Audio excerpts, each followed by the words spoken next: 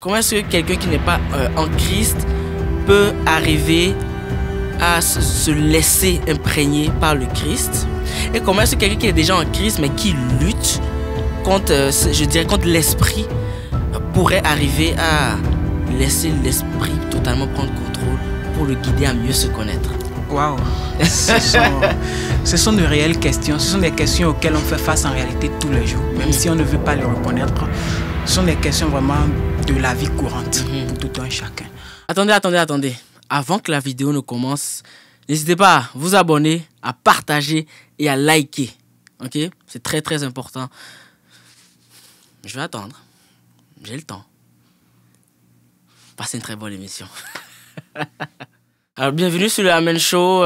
C'est reparti pour un autre épisode. Aujourd'hui, on a un invité, pas des moindres, Monsieur Godwin. Salut. Comment tu vas? Ben, Dieu fait grâce, je suis béni. Ah, ça fait plaisir de te voir. Ça fait longtemps qu'on organise ça. Ça fait un bon bout.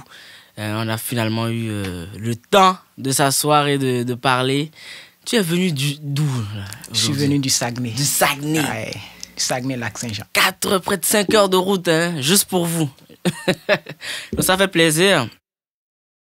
Avant de commencer, bien évidemment, on va faire une petite prière, hein, en toute humilité. Alors, est-ce que tu veux la faire ou tu veux que je la fasse? Ben, vas-y. Vas-y. Bien. Alors, bonjour Seigneur. Seigneur Jésus, c'est en toute humilité que nous venons aujourd'hui te voir. Nous venons pour remettre cette entrevue, ce show entre tes mains. Ce n'est pas nous qui parlons, mais toi qui parles à travers nous. Et Seigneur, je te demande par ton esprit de nous guider. Car nous manquons d'intelligence. En toute humilité. C'est toi qui as la plus grande des intelligences. C'est toi qui guides tes enfants de la bonne manière. Et je prie, Seigneur Jésus, à ce que ton esprit nous permette de révéler ce que tu veux révéler et de dire ce que tu as à cœur qu'on dise, Seigneur Jésus. Conduis cette séance comme tu conduis toutes les autres et que tout se passe bien jusqu'à la fin, Seigneur Jésus. C'est en ton précieux nom, nous avons prié. Amen. Monsieur Godwin. Oui, mon cher Amen. Tout d'abord, regardez un peu comment il est habillé. Hein? On va commencer par ça. Hein? Écoute, tout droit du Bénin. Hein? C'est au Bénin que tu as pris l'habit, là. Bien sûr, ça vient direct du Bénin. Ouais. Moi, j'ai trompé un peu les Béninois. Ça vient de Côte d'Ivoire. Ne m'en voulez pas. tu es quand même très beau. Merci beaucoup, toi de même. Merci. Alors que nous allons commencer tout doucement. Première question pour toi, Godwin. Comment tu vas aujourd'hui? Comment a été la semaine? Comment est-ce que marchent les choses pour toi? Bien, comment je vais? Je réponds simplement que je suis béni. Tu es béni. Je suis béni et la grâce de Dieu m'accompagne. La semaine a été intense, mouvementée entre le travail et puis les objectifs personnels. Mais en toute chose, Dieu fait grâce. Donc, je rends pleinement grâce à Dieu. Souvent, certains se demandent qu'est-ce que être béni? Peux-tu expliquer, peux-tu donner une définition d'être béni? Être béni, c'est avoir Jésus. Être béni, c'est être en Jésus. C'est ça, être béni. Un mot, Jésus. Amen. Je peux rajouter d'autres à cela. Ensuite, peux-tu nous expliquer un peu qui est Godwin? C'est compliqué de parler de soi-même. C'est vraiment compliqué de pouvoir se décrire soi-même. Et si je vais dire quelque chose par rapport à Godwin, je dirais simplement que Godwin, c'est un enfant qui s'est retrouvé en Jésus. Amen. Oui, parce que ma définition, c'est Jésus. Pas pour idéaliser quelque chose, pas pour être religieux, non, pas du tout. Mais disons que je me connais en Jésus. En dehors de Jésus, je ne me connais pas. Je n'ai pas connu Godwin hors de Jésus. Et pour la simple chose que je pourrais dire, Godwin, c'est Godwin. Comme le nom l'indique, Dieu gagne. Et je l'ai remarqué toute ma vie, c'est ce qui se passe. Et à chaque étape et dans chaque saison de ma vie, je remarque toujours une chose. Quand je fais mes plans, quand j'organise mes choses et que je les soumets à Dieu, je me rends compte que Dieu aussi a son plan. Et finalement, je me rends compte que c'est le plan de Dieu. C'est ça qui prévaut sur mon propre plan. Donc des fois, je veux que les choses aillent d'une certaine manière, je veux forcer. Mais je remarque qu'en toute chose, ça ne marche pas. Mais il y a un autre plan qui s'élève et qui marche. Et je me rends compte que ce qui marche, c'était la volonté de Dieu. Et en fin de compte, je me rends compte que c'est vraiment le meilleur plan. Donc, Godwin, c'est vraiment Dieu qui gagne. Je suis la définition ou la personnification du prénom que je porte. Amen. Amen. Des paroles de sagesse, ça fait même pas 10 minutes. Hein. Est-ce que quelqu'un peut arriver à se connaître vraiment en dehors de Jésus? Bien, la Bible dit que toutes les familles de la terre ont tiré leur nom de Dieu. Donc, en réalité, si nous avons tiré notre nom de Dieu, ça veut dire que nous avons notre identité en Dieu. Si je ne connais pas alors Dieu, je ne peux pas connaître mon identité. Donc, dire qu'on se connaît en Jésus, c'est en fait se tromper d'identité. C'est porter une autre identité. C'est falsifier d'identité. Se connaître sans Jésus. Se connaître sans Jésus, c'est falsifier d'identité. C'est qu'on ne se connaît pas encore. On connaît quelque chose. On a une information. Job a dit dans la Bible, il dit, avant j'entendais parler de toi. J'avais des informations sur toi. C'est comme si j'avais des rumeurs sur toi. Maintenant, je t'ai vu avec mes yeux. Donc, celui qui se connaît hors de Jésus ou celui qui prétend se connaître hors de Jésus, cette personne connaît ou a des informations sur lui, a des bribes d'informations, a des rumeurs. Des informations, ces informations qu'il a ne sont pas de vraies informations, ne sont pas de réelles informations. En fait, c'est parce que quand vous n'avez pas encore goûté à quand vous n'avez pas encore vu une personne et vous voyez sa photo, vous pouvez l'imaginer. Quelqu'un qui se connaît hors de Jésus, il voit en réalité une photo de lui, une ombre de lui. Il n'a pas encore vu la vraie personnalité de lui. Parce que c'est Jésus qui nous révèle la vraie personnalité de nous. Donc je crois que on ne peut pas se connaître hors de Jésus. On peut avoir des informations. On peut prétendre connaître des choses. On peut essayer des choses. On n'a que des ombres. C'est flou. L'image, la vraie révélation de nous, comme on le dit, l'image 4K de nous, se trouve en Jésus.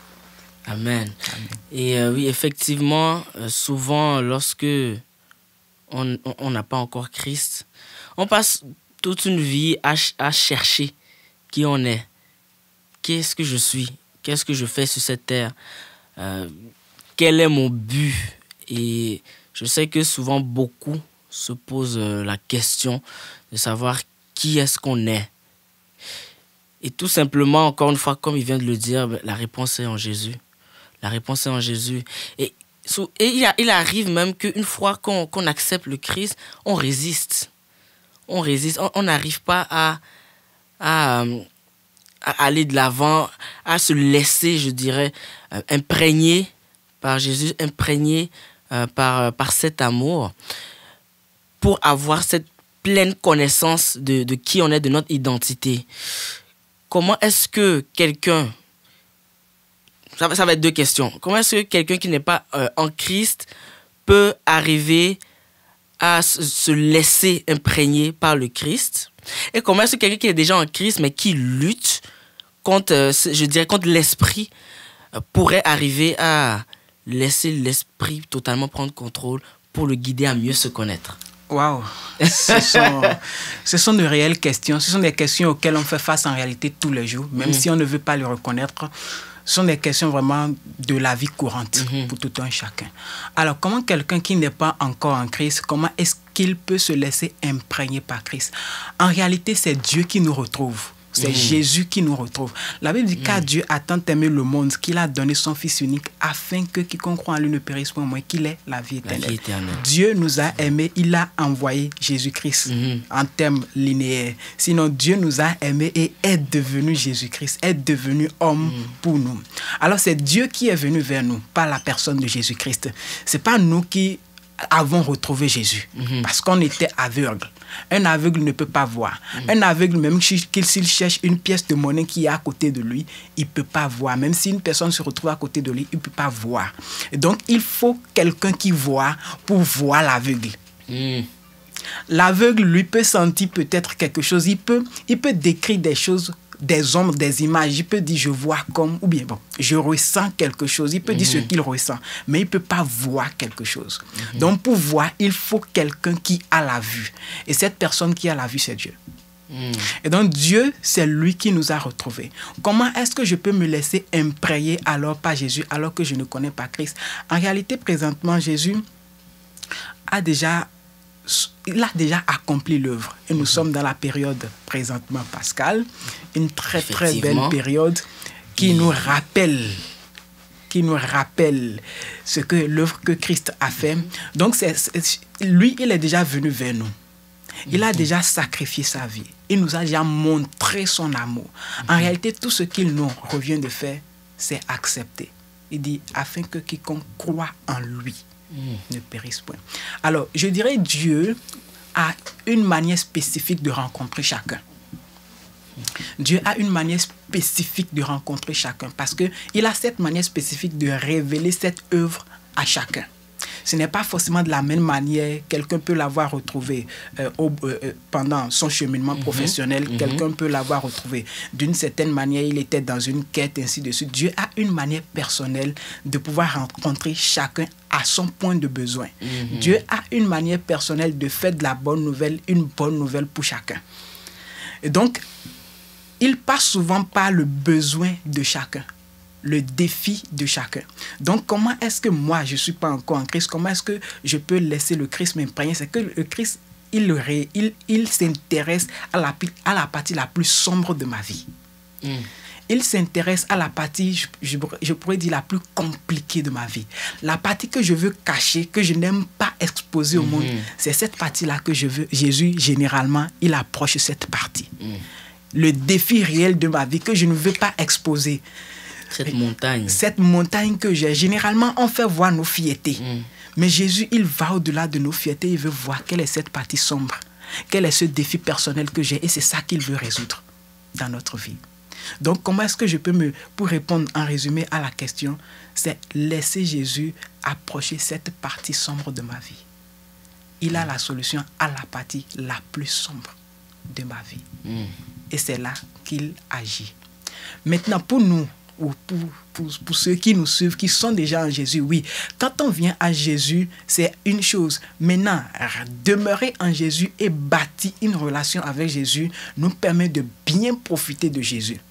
Quand on vient, il ne suffit pas simplement de venir à Jésus et de dire que c'est fini. Non, Jésus nous veut dans une relation continuelle.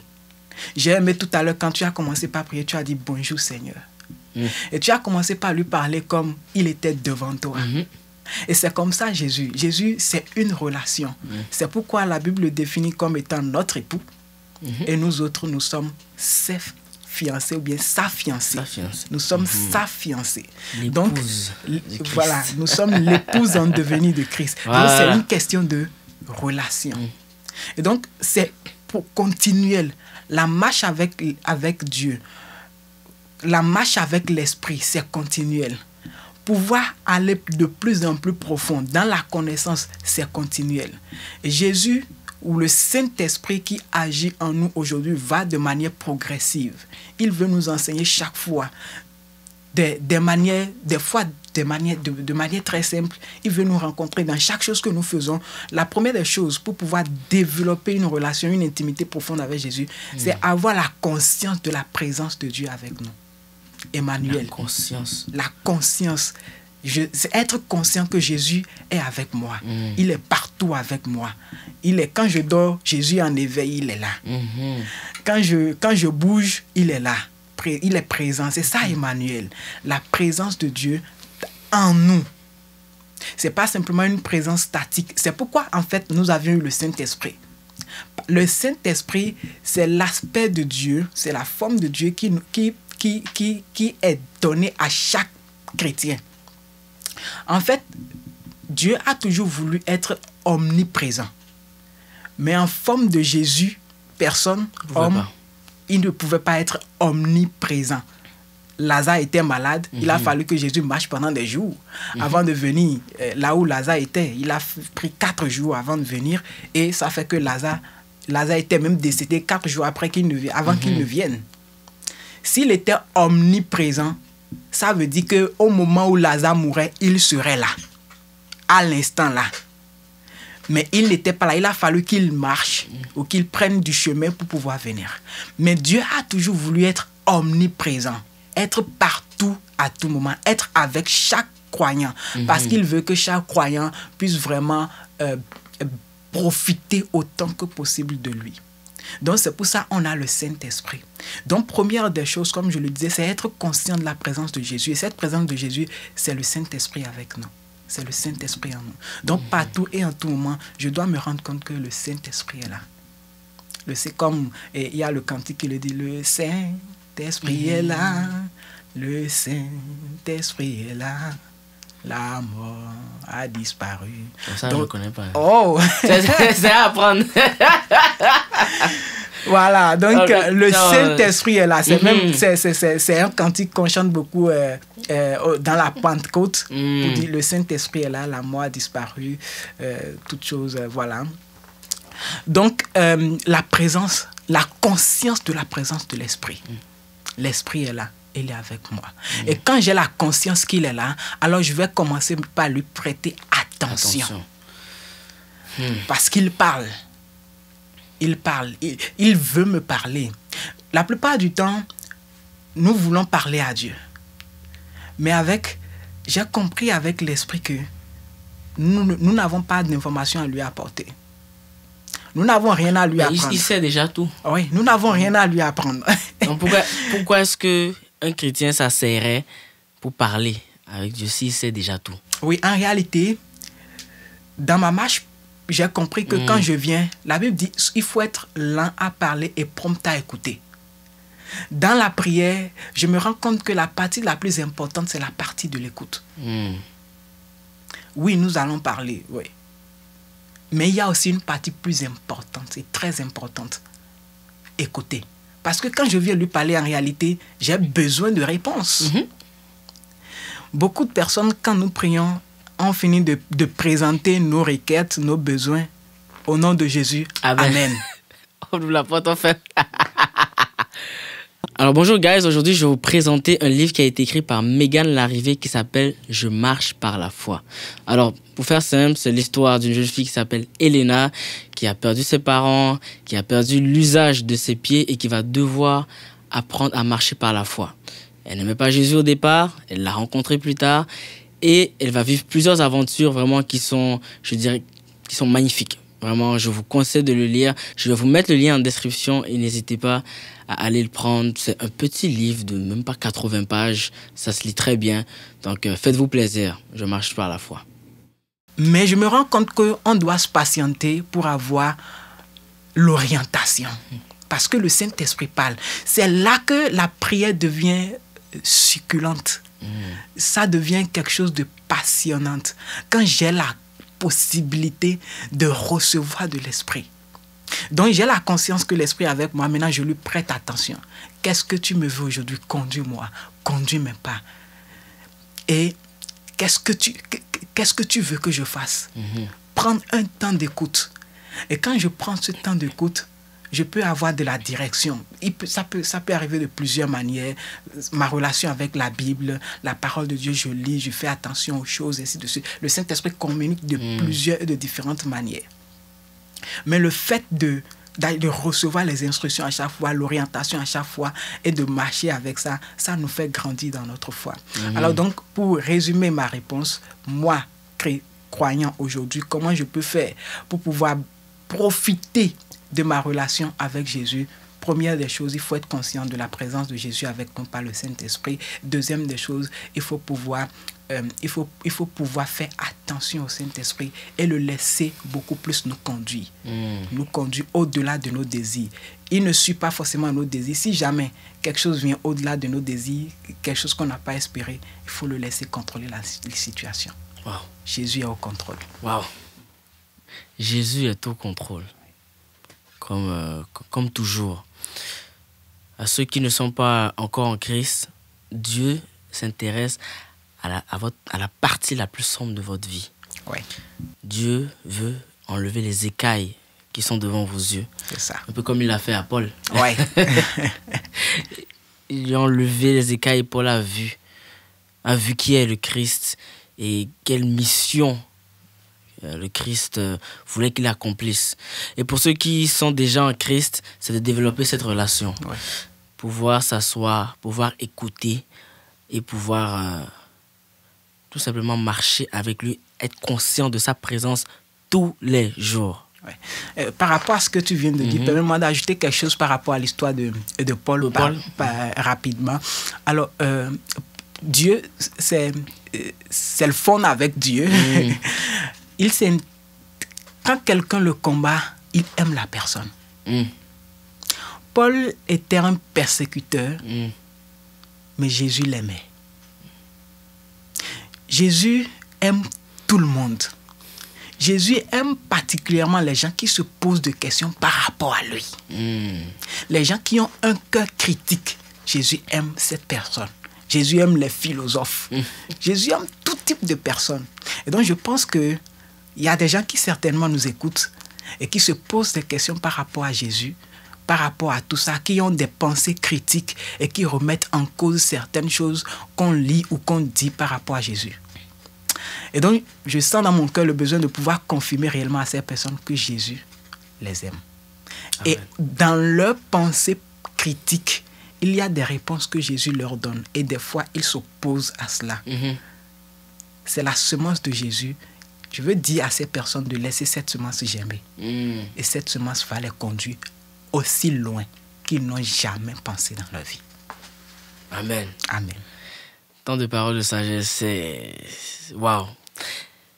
Pour pouvoir continuer cette lancée, j'aimerais que tu nous expliques ton histoire. Comment es-tu arrivé à autant de sagesse, autant de connaissance de Jésus? Qu'est-ce qui t'a amené à Christ et à quoi ressemblait cette marche avec Jésus? Wow. Elle a commencé où géographiquement? Dans quel pays? Où? À quoi cela ça a ressemblé? Plusieurs questions en une seule. Je vais quand même répondre dans la mesure du possible. Alors, ma marche à Christ, je rends d'abord grâce à Dieu qui m'a retrouvé très jeune. Qui n'est pas le bon. Ce qui n'est pas le cas de tout le monde. C'est pas le cas de tout le monde. J'ai eu la grâce d'être arraché au diable très tôt. Alléluia. Oui. Il a vite célébré. Et le diable a vite connu mon départ. Ah. Il n'était pas content. Hein? Certainement. Ah, il n'était pas d'accord. Assurément. Alors, j'étais au Bénin, j'étais précisément, ça a commencé avec mes parents. Mon père était croyant déjà, était fervent. Ma mère, je ne crois pas encore, elle ne croyait pas vraiment encore, mais il y a des situations qui étaient survenues et puis elle a été obligée de rallier le bord de Christ parce qu'elle voyait rien que la solution là. Pour résumer l'histoire, en fait, c'est que moi, tout petit, je crois, j'avais encore environ 3 ans et puis j'étais à l'école maternelle et c'est là que j'ai perdu mes doigts. J'ai perdu deux d'entre mes doigts et puis Et c'était un petit accident, un petit garçon de mon âge à l'école maternelle. Moi, j'étais allongé sur un petit banc à côté du mur. Bon, c'était pas un mur déjà fait, c'était juste des blocs de ciment, briques, comme on le dit ici, sinon des briques chez nous, des agglos disposés l'une sur l'autre ou les unes sur les autres. Et donc, le petit garçon est passé par derrière et puis il a poussé, je ne sais pas par quelle force, à son âge et vu le poids des agglos, il a pu pousser l'un des agglos, l'une des briques qui a atterri sur ma main. Et la chance ou la grâce là où je l'avais, c'est que j'étais allongé sur le banc et quelques secondes avant que cela n'arrive, j'ai encore l'image dans ma tête, je m'étais relevé, je m'étais assis, j'avais mis ma main droite là où était ma tête. J'étais couché comme ça. Quelques moments avant, je m'étais relevé, j'ai mis ma main droite sur le banc comme ça. C'est là que Dieu a fait grâce. Si j'étais toujours allongé, j'allais recevoir cette brique sur ma tête. Il faut qu'on s'entende sur une chose. La Bible est le livre le plus lu au monde. C'est un fait. Mais malheureusement, il arrive souvent que, dû à certaines mauvaises interprétations, mauvaises compréhensions, certains vont produire des hérésies. Et cela pousse beaucoup de personnes à se rétracter de la lecture biblique, ce qui est vraiment dommage. C'est pour cela que j'ai la joie de vous présenter ce livre devant vous qui se nomme « Une nouvelle alliance pour une nouvelle vie » qui a été écrit par l'auteur Godwin Kunu. À travers ce livre, vous allez comprendre la nature unique de Dieu, la progressivité de sa révélation faite aux hommes de l'Ancien au Nouveau Testament, parce que, bien entendu, de l'Ancien au Nouveau Testament, il n'y a que continuité, il n'y a pas de brisure. Dieu a tout formulé de la meilleure des manières possibles et surtout, vous allez comprendre le nouveau mode de vie que Dieu veut qu'on adopte grâce à cette nouvelle alliance. Donc, c'est un livre que j'ai lu et que je vais relire encore et encore. Il est très intéressant. Je vous encourage vivement à aller vous le procurer. Le lien sera mis en description. Donc, n'hésitez pas à aller l'acheter. Et qui sait, ce serait certainement la fin. Mais Dieu m'a préservé la vie. Cette brique a atterri sur ma main. Et puis bon, le traitement, tout ça, finalement, il y a eu de gangrène dedans. Finalement, les 2 doigts ont été amputés. Et dans cette même saison, j'étais à l'hôpital. Ma maman était déjà enceinte de mon jeune frère. Et puis, pendant le temps de traitement maintenant, le temps était venu aussi pour que ma mère puisse également accoucher de l'enfant qui était mon jeune frère. Et les sages-femmes lui ont dit que l'enfant était déjà mort à l'intérieur. La grossesse était venue à terme, mais elle ne s'est pas vite présentée ou quelque chose comme ça. L'enfant était déjà déclaré mort. Donc, on devait sortir un mort-né. Un mort-né. Donc, les sages-femmes insultaient même ma mère. Mais toi, tu étais malchanceuse, mais quelle malchance. Qu'est-ce qui t'arrive? Tu viens d'amener un enfant ici avec des doigts cassés. Maintenant encore, te voilà voulant accoucher d'un mort-né. On était en train d'accoucher un mort-né, mais il est venu vivant. Amen. Il est sorti vivant. Et ça fait même le prénom, l'un des prénoms qu'on lui a donné, ou les prénoms qu'on lui a donné, l'un des prénoms c'est Oluwatobi. C'est pour dire Dieu est grand. Wow. Dieu est grand. Et puis un autre prénom c'est Dotu. Dotu c'est pour dire il faut être persévérant. Il faut persévérer en Jésus-Christ. Donc, c'est dans ces circonstances que ma mère elle a vu le besoin de rallier Christ parce qu'elle voyait beaucoup de choses arriver dans sa vie qui n'ont que des sources spirituelles. Et il lui faut vraiment maintenant un appui spirituel fondé. Et c'est là qu'elle a décidé de rejoindre la BAC de Christ. Et c'était vraiment un moment de réveil au Bénin. Nous étions dans un quartier qu'on appelle Ayelawadje, à Cotonou. Et c'était vraiment un moment de réveil. C'était dans l'année 2001. En 2001, c'était vraiment une année au Bénin où le réveil a commencé avec des croisades de guérison, avec des manifestations de délivrance et beaucoup de choses. Le réveil est rentré vraiment au Bénin. Et puis, elle a commencé une église qui était Miers. Et elle aimait beaucoup parce qu'en ce temps, il y avait vraiment des veillées de prière et ça animait sa foi, ainsi de suite. Donc, on a fait, je me rappelle encore, elle avait son petit bébé derrière et puis mon petit frère et mon grand frère et moi, on restait derrière elle et puis on marchait pour pouvoir aller à l'église, ainsi de suite, à notre jeune âge. Mais il est arrivé qu'à un moment donné, oui, toujours en 2001, on a quitté, on a déménagé de Aïlawadje et puis on s'est retrouvé à PK10. PK10 dans la commune de Semekpodi, pour ceux qui connaissent un peu le Bénin.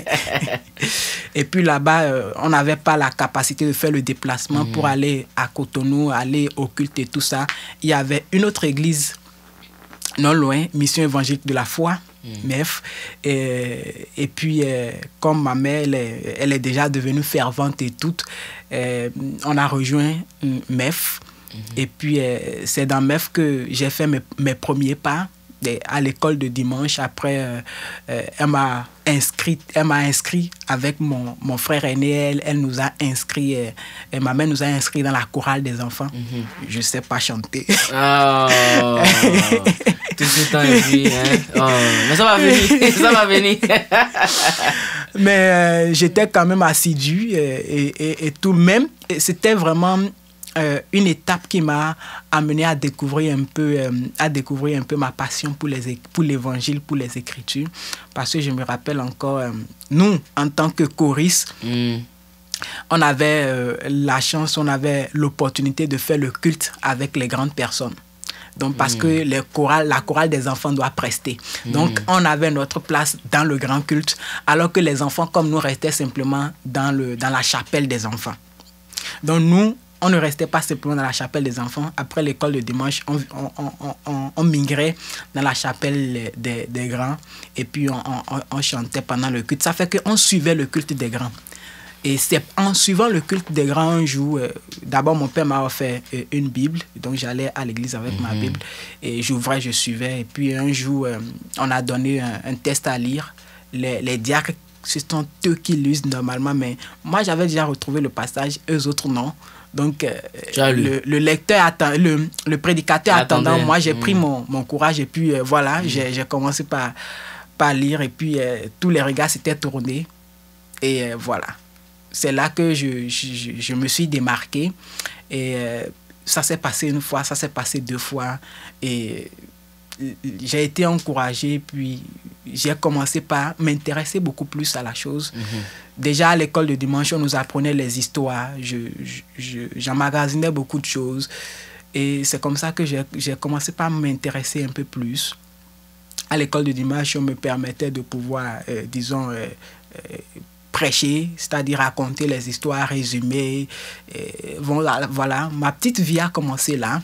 Je connaissais déjà Jésus. Après, on a changé également d'endroit. On était allé aussi dans une autre église. Et puis, dans cette église aussi, j'étais resté dans une atmosphère où on nous enseignait beaucoup la parole. Et il y avait un peu l'accent qui était mis sur l'évangélisation. Le pasteur faisait des sorties d'évangélisation les samedis. Et puis, il nous embarquait en tant qu'enfant, il nous embarquait avec lui. Et tout, et il est même embarqué avec lui parce qu'il avait remarqué que lui, il était moins éduqué, il parlait moins français, il se débrouillait. Mais quand on arrivait avec des gens il me permettait de pouvoir présenter l'évangile en français. Et ça faisait l'effet, ça faisait l'impact. Même des gens qui ne veulent pas écouter, quand je les approche, ça les attire d'un coup. Déjà, qui est ce jeune, qui est ce petit garçon, et puis qui s'exprime quand même pas mal, qui s'exprime quand même bien en français, et qui nous présente quoi. Donc, déjà, ça attire l'attention. Et c'est comme ça, j'ai déjà compris l'évangile. Dieu nous a aimés, nous a envoyé Jésus-Christ. Nous avions péché, nous ne pouvons pas nous sauver par nous-mêmes. Jésus est venu et puis il nous a sauvés. Reçoit Jésus. Donc je l'avais déjà compris à cet âge-là. C'était, je pense, 2006, 2007 par là. Et puis on sortait pour pour l'évangélisation comme ça et tout. Donc, ma relation avec Jésus a vraiment commencé très jeune, pendant 7 ans.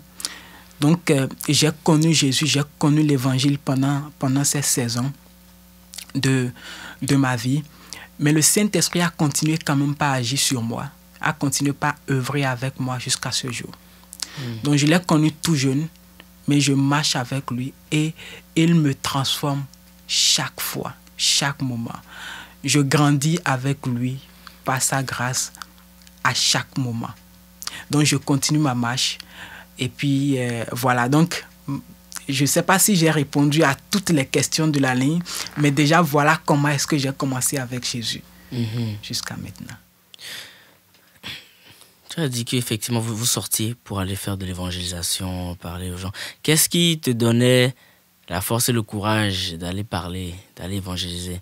Parce que, en tout cas, dans un contexte, je dirais, purement canadien, occidental, pour aller parler aux gens, c'est difficile. Les gens n'ont pas le temps. Tout le monde est timé, c'est la montre qu'on regarde. On doit aller travailler, les gens doivent faire ci. Donc, souvent, les gens, donc, lorsqu'ils veulent aller évangéliser ou parler, ils n'ont pas trop ce courage parce qu'ils se disent « Oh, on ne va pas m'écouter, oh, ça va pas valoir la peine. » Est-ce que c'était à peu près la même chose de ce côté-là? Et qu'est-ce qui t'a donné la force et le courage de parler, d'aborder les gens? Je peux faire une confession. Je n'aimais pas parler. Tu n'aimais pas parler? J'avais honte. Bon, j'aimais parler, mais j'avais honte de parler. J'avais honte de prendre l'engagement moi-même. Alors, ce qui m'aidait, c'est ce pasteur-là. C'est mon pasteur qui me prenait avec lui. Des fois, même, je priais pour que samedi n'arrive pas. Oui. Alors que tout le monde attend, ça veut dire de pied ferme. Donc, j'avais vraiment honte de le faire, mais je le faisais parce que j'avais comme une couverture et qui m'embarquait avec lui. Donc, comme j'avais pas le choix. Donc, c'est ça qui m'amenait à vraiment le faire. Mais j'avais honte jusqu'au moment où je prends la parole. Quand je prends la parole, c'est parti. C'est parti. Je crois que l'esprit conduit. Donc, oui, au Bénin, en ces moments-là, l'atmosphère était quand même favorable, très favorable, parce que c'est quand même un environnement où on a une certaine hostilité spirituellement parlant. On a quand même des pratiques des pratiques occultes, des pratiques idolâtres qui font que, par moments, les gens ont besoin vraiment d'une puissance spirituelle supérieure. Et les Jésus étaient vus déjà comme étant vraiment une puissance supérieure. Donc, aller parler de Jésus, en fait, il n'y a pas de crise à cela. Oui, il y a des gens qui ne vont pas accepter, c'est clair, mais au même moment, il y a des gens qui vont recevoir. Donc, dans notre condition au Bénin en ce moment-là, et jusqu'à maintenant, on a encore quand même la possibilité de parler librement de Jésus, de présenter Jésus librement aux personnes.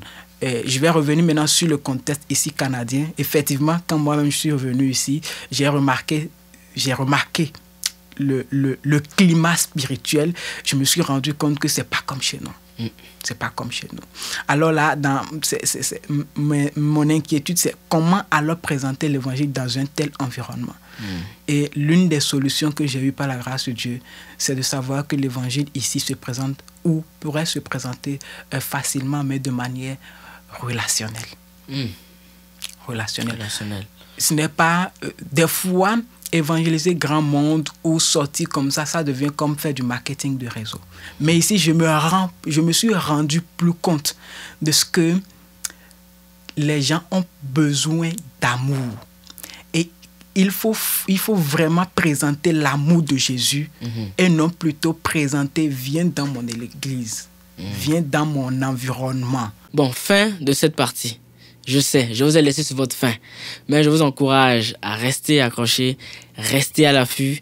Le prochain épisode sort très bientôt.